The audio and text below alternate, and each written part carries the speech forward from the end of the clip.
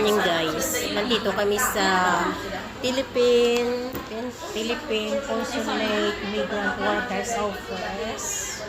Overseas Workers We Are Administration in Hong Kong. Ayan show. Yan.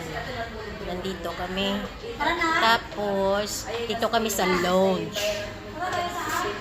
DMW OPW Global Center. Ayan siya. Nakita niyo?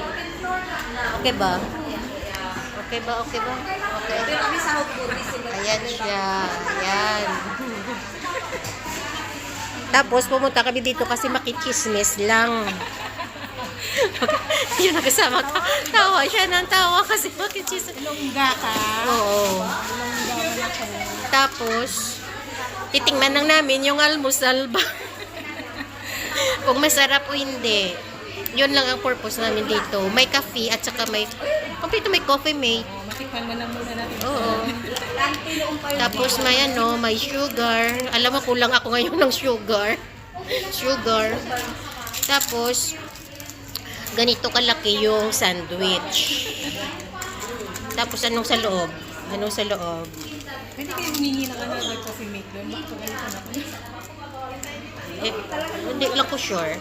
Tapos may biscuit sila ganito. American style talaga na almusal. Medyo gutom ako ngayon kasi nga sa pila doon sa SSS. Kaya nga tingnan natin kung ano ba talaga. Hindi ko alam kung anong palaman niya ba. It's peanut butter. Yeah. Peanut butter. Sila tapos na sila almusalo kaya nga nakikipagchismisa na sila. Ganun lang talaga yung buhay namin dito, OFW, makikipagchismisa. Ay, sa kanya may Oreo. Bakit sa'yo may Oreo? Sa akin wala. Ay, wala ko. Katudto. Mali sila kulang mo.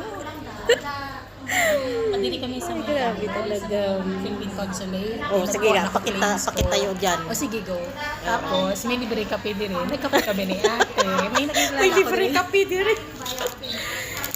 Wala pa ko kakape.